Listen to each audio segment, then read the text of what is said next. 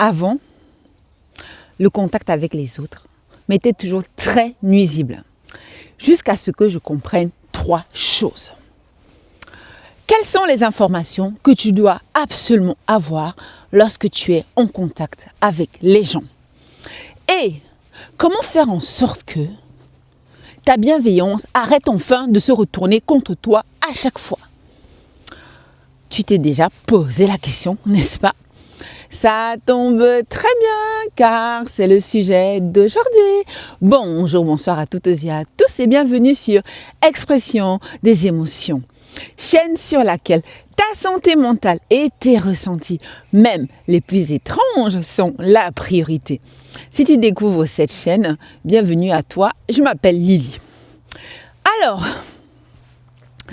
aujourd'hui donc, à partir de mon expérience en fait, je vais partager avec toi 3 leçons, voilà, 3 leçons que j'ai apprises en fait, qui m'ont permis de vraiment limiter l'effet toxique des gens sur moi quand je suis en contact avec eux. Déjà, il faut comprendre une chose, c'est que les gens, quand ils se moquent de toi, une personne qui se moque de toi, elle sait très bien, la personne sait très bien quand elle se fout de toi. Oui. Une personne qui se fout de toi, elle sait très bien quand elle se fout de toi. Oui. Alors, je vais donner un exemple personnel. Déjà, il faut savoir que nous-mêmes, peu importe le pan de notre vie, hein, quand ça devient un peu compliqué avec les gens, on a tendance à dire « oui, tu m'as fait telle chose et tout. Oh, mon cher petit copain, tu as parlé à telle fille, j'étais à côté, c'était pas respectueux ou tu as pris son numéro. Non, j'ai pris son numéro juste comme ça. » Bref, quand les gens vous prennent pour des CONS, ils savent très bien, d'accord? Je vais partager avec toi donc un exemple personnel. Il y avait une femme dans ma famille, en fait. Elle, à chaque fois que je lui parlais, c'est une femme qui est vraiment importante dans ma famille, qui a un peu un rôle de mère, d'accord? Chaque fois qu'elle me parlait, elle écoutait. Chaque fois que je lui parlais, elle écoutait à moitié. Je lui disais toujours, non, mais tu ne m'écoutes pas quand je te parle. Elle me disait, non, je t'écoute et tout. C'est toi le problème. Bref, c'était toujours moi le problème. Non, je t'écoute et tout, Lily, tu fatigues quand même, je t'écoute. Bref. J'ai dit, non, mais tu n'es pas concentrée quand je te parle. Et ça a duré pendant des années. Je doutais même de mes capacités d'observation, d'analyse, en fait. Et mes capacités d'analyse, je me disais, mais est-ce que je ne m'exprime pas très bien? Parce que j'ai l'impression qu'elle ne me comprend pas. Tu vois, j'allais même à douter même de... Pardon. Je bouge la caméra, enfin le portable qui filme. J'en arrivais même à douter de mes capacités d'expression, voilà, d'accord. Et une fois donc, en grandissant, donc on avance dans les études et tout, hein, et justement moi j'ai fait un BTS tourisme et j'ai un bac plus 4 en langue étrangère appliquée. Et en fait ce sont des études où il y a beaucoup d'écrits à rendre dans différentes langues. Et voilà, il y a beaucoup de présentations orales aussi, surtout en BTS aussi. Tu as beaucoup de présentations orales. Donc, à la fin, déjà, quand j'ai eu mon BTS, je me suis dit, mais attends. J'ai commencé à me dire qu'en fait, je m'exprime très bien, parce que c'est un diplôme que tu ne peux pas avoir comme ça si tu as de gros problèmes de communication. Donc là, j'ai commencé à comprendre que cette personne se foutait de moi. Mais malgré tout, quand je faisais la remarque à la personne, c'était toujours, non, je t'écoute, tu exagères, bref. Et du coup, au bout de plusieurs années, quelques années plus tard, j'ai vraiment réalisé qu'elle faisait exprès. Je lui ai dit, écoute, même la personne la plus intelligente au monde, d'accord? Même la personne la plus intelligente au monde, si elle n'est pas concentrée quand on l'écoute, hein, quand on lui parle, d'accord? Si elle n'écoute pas quand on lui parle, en fait, elle ne va rien retenir, en fait, tu vois? Donc, moi, je vois que quand je te parle, tu ne retiens pas grand-chose, tu es ailleurs. Bref. Moi, j'en ai marre que tu me prennes pour une personne stupide, tout simplement. Et maintenant, c'est simple. Moi, je vais t'écouter attentivement à chaque fois que tu me parles, mais moi, je ne vais plus rien te raconter. J'en ai marre de ça. Bon, la personne n'a pas pris au sérieux ce que je disais. Elle m'a pas prise au sérieux. Non, pas du tout. Et du coup, à un moment donné, je me retrouve à l'étranger. Elle m'appelle. 2-3 fois, elle m'appelle. Et elle me dit, tu as quelque chose à dire? Je dis, non, j'ai rien à dire. Et au bout de 2-3 fois, elle a eu un électrochoc. elle a commencé tout à coup, elle a commencé à faire plein d'efforts pour écouter les gens et tout. Oui, oui. Et même les gens dans ma famille m'ont même remercié, m'ont dit « Oh, merci Lily, grâce à toi, maintenant, elle écoute quand on lui parle. On en avait vraiment marre et tout. » Enfin, bref. Donc, la personne savait très bien ce qu'elle faisait, d'accord? Mais, oui, elle savait très bien. Mais comme finalement, j'ai compris, je lui ai montré clairement que ça suffisait. Là, tout à coup, comme par hasard, cette personne a commencé à faire donc beaucoup d'efforts. Et d'ailleurs, dans ma famille, ce qui m'avait amusé, c'est que dans ma famille, donc beaucoup de gens m'avaient même remercié en disant « Ah Lily, merci, maintenant, elle écoute enfin. » Et moi, ça m'avait un peu agacée parce que je me disais « Mais quand je me plaignais, les autres ne se plaignaient pas trop, quoi. » Et maintenant, ça s'arrange, les gens sont là, oh, merci. Et ça, c'est souvent fatigant, quoi. Ouais, et voilà, elle a fait beaucoup d'efforts. Et depuis, elle et moi, ça va maintenant. Quand je discute avec elle, je sens qu'elle commence à partir ailleurs. Tout de suite, je commence à m'éloigner. Et elle-même, tout de suite, elle fait beaucoup d'efforts par la suite. Donc, ça se passe du coup beaucoup mieux. Donc, les gens, ils savent très bien quand ils vous prennent pour des... pour des gens stupides, d'accord? Ça, il faut en prendre conscience. Mais comme c'est souvent les gens proches, on a du mal à imaginer que les gens proches puissent oser nous traiter de la sorte. C'est ça la vérité. Bon. Ensuite, c'est le tram qui passe le bruit. Là. Je peux te montrer. Je ne sais pas si tu vas voir ou pas. Voilà. Deuxième, ça me fait passer maintenant au deuxième point. C'est que les gens font toujours semblant de ne pas comprendre quand ça les arrange de comprendre. Oui. Quand ça arrange les gens, quand ça n'arrange pas les gens de comprendre, ils vont prétendre qu'ils ne comprennent pas. Là, je vais te donner un exemple qui est professionnel. D'accord? Je vais te donner un exemple qui est professionnel. J'espère que tu vas bien me voir. Je te montre un peu le paysage. Je vais te montrer un exemple qui est donc professionnel. C'était dans une entreprise. Et sans me prévenir, donc, mon planning avait donc été changé, sans me prévenir. Et moi, j'arrive donc le matin, je suis en retard, je ne sais pas que je suis en retard, hein, voilà. Moi, j'arrive le matin, je ne sais même pas que je suis en retard. Et je marche tranquillement, ce qui ne se fait pas en fait. Ce qui ne se fait pas. Tu ne peux pas arriver comme ça dans une entreprise, tu es en retard et tu ne fais même pas semblant... Tu ne fais même pas semblant d'être désolé d'être en retard, quoi. C'est-à-dire que tes collègues sont déjà installés tranquillement, hein. Et toi, tu arrives en retard et tu ne fais même pas semblant, tu vois, juste faire semblant, quoi, de te dépêcher. Non, non. Moi, je suis en retard, je ne suis pas au courant qu'on avait déplacé mes horaires de 15 minutes et j'arrive tranquillement, je marche, je crois, je suis en avance même. Et je regarde un peu mon planning et là, je vois que mince, ça a été changé sans mon autorisation. Sans mon autorisation. Du coup,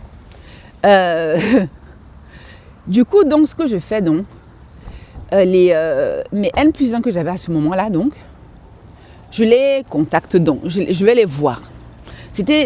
On travaillait pour un projet, c'est dans le service clientèle, on travaillait pour des jeux vidéo, on travaillait pour différents jeux en ligne, voilà. Et mes N+1 étaient des francophones, des Français même, pour la plupart. Et donc, moi je vais les voir. Je leur dis, écoute, il se trouve que vous avez changé mon planning sans me prévenir. Or, dans cette entreprise allemande, j'étais à Berlin, je vivais déjà à Berlin. Or, dans cette entreprise allemande, il faut envoyer un email, il faut prévenir les gens quand il y a un changement de planning. Pardon pour le bruit. Et mes N+1 m'a dit non, tu t'es trompé, tu as dû te tromper, ça arrive. Je dis non, non, ça arrive pas pour moi, pas ce genre de choses. Non, ce genre de choses n'arrive pas pour moi, je suis désolée. Non, je suis vraiment désolée, d'accord? Et finalement, j'essaie de discuter avec eux qu'écoute, moi, le fait qu'on change mon planning, c'est même pas ça le problème. Tu me préviens un jour avant, même ça va. Même si cette entreprise a demandé à ce qu'on envoie un email même 2 jours avant, à part cas particulier, mais Tu me préviens, même 2 jours avant, j'ai aucun problème, ou 1 jour avant. Mais il faut que je sache quoi. Mais pas que j'arrive, mon planning a été changé et je ne suis pas informée, ça va pas en fait. Non, c'est toi. Bref, j'essaie de discuter en français. Mais bon, comme ça les arrangeait pas de comprendre, bah oui, ça les arrangeait pas de comprendre parce que c'est une faute de leur part. Hein, ils n'avaient pas envie de reconnaître. Parce que bon, ça fait pas bien. Pour eux, ne peut pas être en tant que chef et puis avouer que tu as fait une telle faute, même si c'est pas le drame. Bref. Donc moi je me dis, bon, c'est pas grave, donc je décide donc à ce moment-là de... j'étais un peu fatiguée de discuter, de voir qu'on essaie de me prendre pour une personne qui délire. Il me dit non, ça arrive et tout, tu sais, ça va encore arriver plein de fois, tu vois. J'ai dit, ben non. Il y a les gens, ça arrive, je leur dis, mais il faut arrêter maintenant. On est quand même ici à Berlin, hein, et les gens sont fatigués par pas mal de choses. Hein. Tu sais, donc, quand tu vis à Berlin, j'avais fait même une vidéo dessus, hein, pour dire pourquoi les Français déprimés à Berlin. Il y a pas mal de choses qui se passent, les gens sont fatigués par pas mal de choses. Et donc, du coup, parfois les gens sont perturbés. Hein. Certaines personnes souffrent même de problèmes d'addiction. Les gens arrivent le matin, ils sont perturbés. Ils voient que bon, ils sont en retard, ils pensent qu'ils sont vraiment en retard alors que les horaires ont changé. Il faut arrêter de prendre les gens pour... Enfin bref, il faut arrêter de se moquer des gens comme ça en fait. Il faut arrêter. Non, tu t'es trompé. J'ai dit non, en plus cet horaire que tu m'as mis, bref. On n'avait jamais eu ça, bref. Les gars veulent discuter. Donc, je prends ma pause entre midi et 2, j'avais que 45 minutes. Les journées étaient chargées, je me suis dit c'est pas grave. Parce qu'on est quand même dans la culture allemande où les horaires, ça ne rigole pas. Et tu peux perdre ton boulot à cause de ça. Parce que c'est une question de business, d'argent. Ils ne veulent pas perdre leur argent parce que tu es en retard. Bref. Donc moi, je prends ma pause de midi, je commence à rédiger. Je fais remonter l'information à la direction. Parce que dans ce projet-là, j'étais une nouvelle depuis quelques semaines. Mais dans l'entreprise, je n'étais plus nouvelle. Donc ces gens-là savaient, la direction savait que je n'avais pas de problème de retard. J'envoie l'information même aux ressources humaines. Et là, quelques minutes plus tard, les ressources humaines arrivent, ils vont voir les 3 garçons, les N+1. Et tu sais ce qui s'est passé? J'avais même dû rédiger en anglais, hein, et je les avais mis exprès en copie. Je les avais mis exprès en copie. Tu sais ce qui s'est passé? Quand les N+1, quand les ressources humaines sont parties, ils sont venus me voir, mais Lily, on pouvait en parler, on aurait trouvé une solution. Je dis, ouais. On aurait trouvé une solution, machin. J'ai tout à coup, là, ils avaient compris. Ils avaient compris. Et bien sûr, comme tu te doutes, bon, c'était les gars sympas, hein, mais on n'a plus jamais eu de problème de planning. Plus jamais de la vie, on a eu des problèmes de planning parce qu'ils avaient compris que ce petit jeu-là de changement de planning comme ça, sans prévenir les gens, ça ne fonctionne pas avec tout le monde. Plus jamais. Tu comprends ce que j'essaie de dire maintenant? Comme par hasard, tout s'est bien passé. Là, ils ont compris. Alors que l'email avait été rédigé en anglais. Quand je leur parlais en français. Donc, pour te dire que des fois, les gens comme ça, ils essaient un peu de brouiller tes signaux, de brouiller tes détecteurs. Hein? C'est-à-dire qu'on est quand même dans un monde où il se passe beaucoup de choses. Et c'est important, en fait, tu fasses confiance à ton intuition. Or, tu peux voir qu'il y a les gens comme ça, que ce soit ta famille. Hein, j'ai donné l'exemple d'une femme de ma famille, hein, qui essaie de me faire croire que c'est moi qui délirais. Hein. On va voir passer le tram.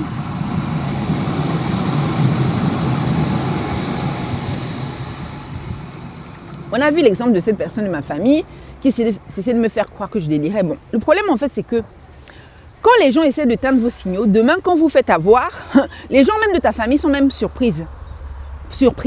Oh, pourquoi tu t'es fait avoir comme ça? C'était évident. Ben, tu as passé ton temps en tant que sœur, en tant que mère, en tant que tante, à éteindre les détecteurs naturels que ton enfant peut avoir. Hein? Les détecteurs qu'on a pour détecter qu'on se fout de nous, qui nous protègent, tu as passé ton temps en tant que mère à les éteindre. Et maintenant, tu t'étonnes que ta fille se fait avoir. Hein? C'est ça le danger. Donc, là, donc, je suis toujours au deuxième point. Les gens, quand ça les arrange pas de comprendre, ils comprennent rien. Hein? Donc, c'était c'était plus intéressant pour les N+1 de faire croire que c'est moi qui m'étais trompée. Parce que pour eux, c'était pas intéressant, quoi. Ça faisait pas bien auprès de la direction. Tu comprends un peu le problème. Donc, les gens, ils aiment bien ils aiment bien faire du gaslighting, tu sais. Le gaslighting, tu fais croire à la personne que c'est elle qui perd la tête. Voilà. Ils aiment bien gaslighter les gens. Ouais, c'est-à-dire on fait croire que c'est toi qui perds la tête. Voilà, c'est ça. Je ne sais pas si tu connais l'expression, l'affaire du gaslighting. Bref. Ensuite, oui, ça vient d'un film, hein, mais bon, peu importe. Troisième chose que les gens aussi, tu dois prendre une conscience d'une chose aussi. C'est que, avant que je passe au troisième point, tu comprennes bien aussi, je me demande si je dois te donner notre exemple professionnel ou pas. Si je te donner un exemple professionnel. J'étais dans une entreprise où j'étais toujours plus chargée que les autres. Mon planning était toujours plus chargé. J'avais toujours plus d'heures à faire que les autres. Et mes journées de travail plus que les autres. Admettons, si je devais faire que 5 heures dans la semaine, 5 jours dans la semaine, je me retrouvais régulièrement à faire 6 par exemple. Beaucoup plus que les autres. Et j'avais beau dire aux responsables que tiens, mon planning est quand même très chargé et tout. Il faut peut-être... il faut respecter les horaires. Hein, parce que je diminue mes heures de mon contrat. Je dois toujours faire plus que ce que je dois faire. Ça ne va pas, ça. Bref. Et à chaque fois, c'était oui, on va corriger et tout. Bref, non, on va corriger pour que tu n'aies pas d'heures supplémentaires. Mais à chaque fois, je me retrouvais avec des heures supplémentaires. Et un jour, comme ça, je me disais, bon, j'en avais marre de me battre, d'accord ? Et même une de mes N+1 me disait, oui, tu sais, quand c'est vraiment trop, faut pas hésiter à nous dire et tout. Bref, ce que je faisais, et finalement, j'avais toujours des heures sup. Et quand c'était vraiment trop, ça pouvait arriver, j'allais les voir, mais bon, bref. Et une fois, lors d'une situation un peu particulière, j'étais allée voir le comité d'entreprise, l'équivalent du comité d'entreprise en Allemagne. Et là, ils se rendent compte que, en fait, je faisais trop d'heures. Tout le temps. Beaucoup plus que, c'est-à-dire que si une semaine tu as fait un peu trop, la semaine d'après tu dois faire un peu moins. Mais le comité d'entreprise s'est rendu compte que moi c'était tout le temps, trop, tout le temps. Et j'avais même, et du coup ils ont fait une réunion, d'accord. Ils ont fait une réunion pour que la boîte, l'entreprise, les gens et l'entreprise, les chefs et tous les gens responsables du planning respectent un peu le fait qu'il ne faut pas trop me charger. Et comme par hasard, dans cette entreprise-là, je n'avais plus trop d'heures supplémentaires. Bon, c'était équilibré comme les autres. Et pourquoi je te raconte ça ? C'est-à-dire que tout à coup, comme par hasard, les gens qui s'occupaient des plannings, ils ont mieux compris ce que je demandais. Alors c'était genre, oui, on comprend, comment dire, on comprend. Ils faisaient comme s'ils ne comprenaient pas trop de quoi je parlais, en fait. C'était, ok, on a corrigé le planning, c'est ok, mais en gros, la conversation, c'était un peu comme si c'était moi la stupide, tu vois. Hein, limite, quand je parlais de planning à corriger, on faisait comme si, on ne comprenait pas de quoi je parlais, en fait. Il y avait un peu cette façon de faire comme si on ne comprenait pas, tout en faisant comme si on comprenait. Bref, tu comprends. Hein, les gens, ils aiment bien diminuer un peu leur capacité de compréhension quand ça les arrange. Et là, donc, comme par hasard, le planning ayant été, le comité d'entreprise ayant réagi, fait une réunion, comme par hasard, hein, il faut savoir que qu'est-ce qui s'est passé après, le planning était après plus juste, quoi. Plus juste. D'ailleurs, il y a les collègues qui ont découvert qu'il y avait beaucoup de travail. Parce que comme j'étais moins souvent là, les journées de travail de certaines personnes ont commencé à être chargées. Il y en a qui ont découvert que mince, il y a du travail ici. Oui, ça m'amène maintenant au troisième point que je voulais donc aborder avec toi. D'accord ? C'est que il faut savoir une chose. Les gens, je me suis rendu compte d'une chose, c'est que les gens, quand ils pensent que tu as zéro moyen de défense, ça c'est à petite comme à grande échelle. Les gens pensent que tu as zéro moyen de défense ou alors pensent que tu n'es pas au courant que tu as des moyens de défense. En tout cas, quand les gens te pensent totalement vulnérable face à eux. Hein? Quand les gens pensent qu'il n'y a rien à craindre de toi. Tu vas voir que les gens se permettent trop de choses. les gens te manquent de respect. En gros, les gens te respectent seulement quand ils savent que tu peux riposter. Hein, que toi aussi, tu peux vraiment riposter, ça ne va pas. L'exemple typique, c'est déjà bon. L'exemple que j'ai donné là tout à l'heure pour le deuxième point. Le deuxième point, quand je disais que les gens, quand ça les arrange de ne pas comprendre, ne comprennent pas. Mais je peux donner un autre exemple qui est plus personnel. Comme ça, tu comprends que les êtres humains, tous les psys le diront, tous ceux qui bossent avec le comportement humain te diront la même chose. Hein. Tout ce que tu fais à petite échelle, tu le fais à grande échelle. Je te donne un exemple. À l'époque, donc, je vivais dans une petite ville qui s'appelle donc Dresde, au nord-est de l'Allemagne, d'accord ? Et il se trouve que dans cette petite ville-là, il se trouve... Attends, j'ai un moustique, un insecte. Il se trouve donc que dans cette ville-là, il y avait... Parfois, voilà, je sortais souvent pour faire un peu de marche avant de travailler, parce que bon, pour plusieurs raisons. Hein. Et j'aimais souvent marcher seule. Et un jour donc, je revenais donc d'une rencontre internationale avec plein de gens du monde entier. D'accord ? Bon, Dresde, c'est tout petit, il n'y a pas grand-chose qui s'y passe, hein, mais bon, il y avait eu une rencontre comme ça avec différentes personnes du monde entier. J'y vais, je reviens, et puis je voulais marcher de chez moi jusqu'à ce lieu, parce que bon, avec la Covid et pour plein de raisons, j'avais pris pas mal de poids et je voulais un peu perdre. Hein. J'avais fait une vidéo d'ailleurs dessus. En tout cas, il fallait que je sois en mouvement, voilà.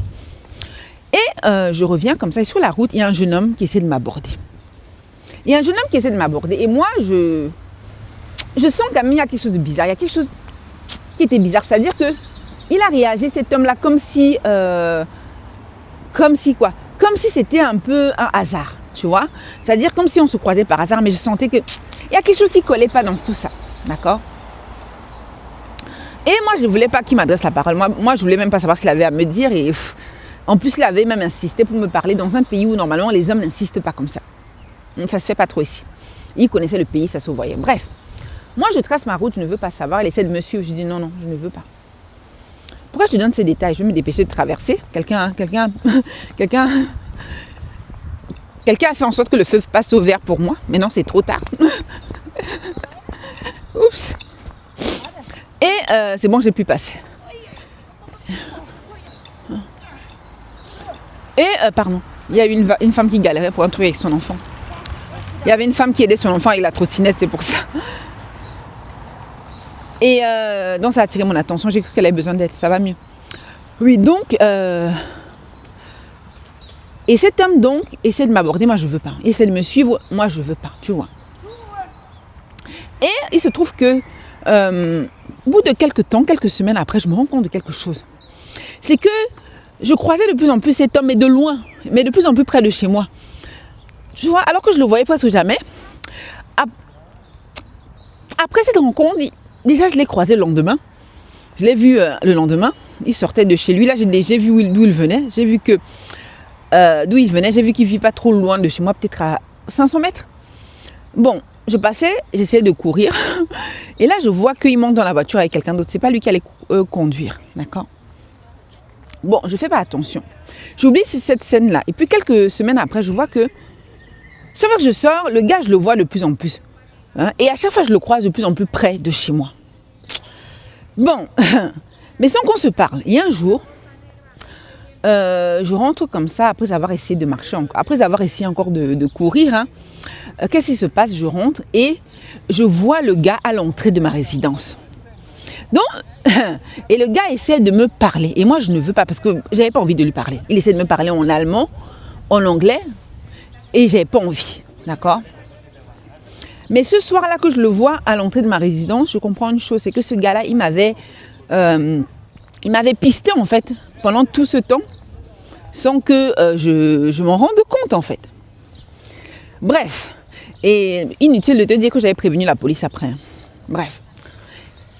Et ce gars-là donc, il y a les gens qui parlent beaucoup derrière.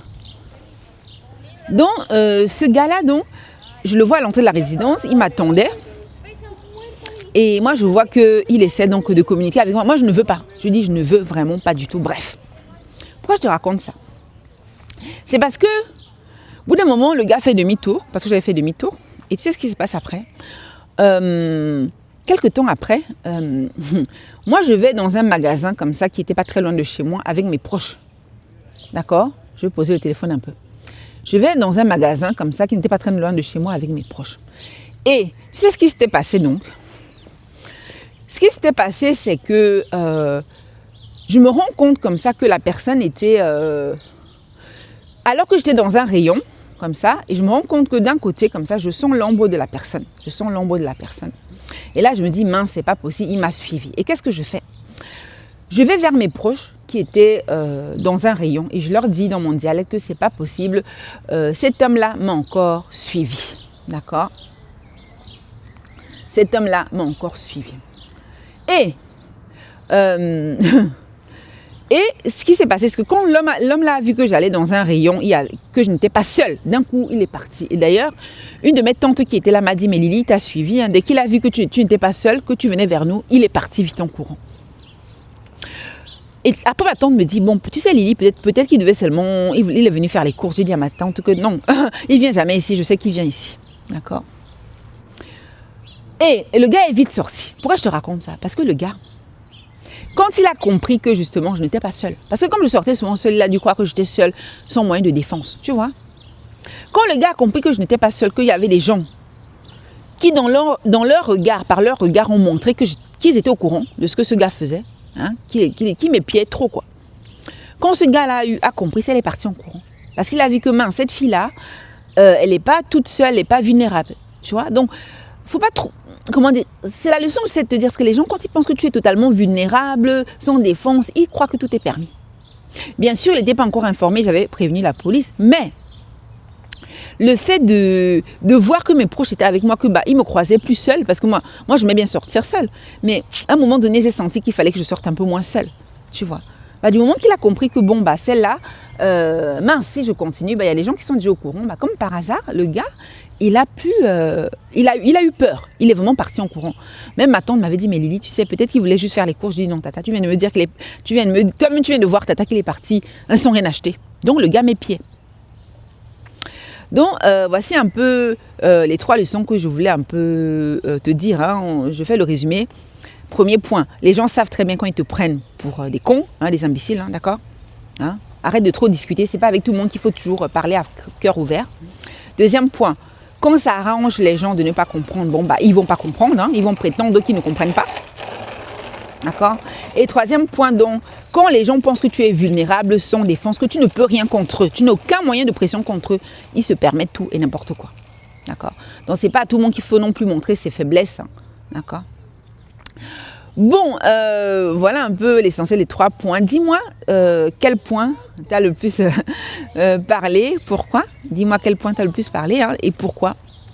Et n'oublie pas que, bon, en ce moment, comme c'est la chaîne... n'oublie pas qu'en ce moment, il y a... comment dire? Il y a un challenge qui est en cours, c'est-à-dire que les abonnés les plus actifs, que ce soit au niveau des likes, des commentaires, auront une petite récompense en ce qui concerne la parapsychologie. Donc, soit, comme j'avais expliqué, hein, soit une lecture des cartes, soit un conseil des tarots, un conseil. Hein. C'est pas que je dis l'avenir, mais je peux donner un conseil. Soit un conseil des tarots, des cartes, hein, du tarot, soit donc une lecture des énergies qui se dégagent d'une de tes photos, d'accord? Ça, c'est un peu le cadeau que tu peux avoir si tu es plutôt bien engagé en commentaire. Voilà, je te remercie donc beaucoup de ton attention, de ta présence et à très vite.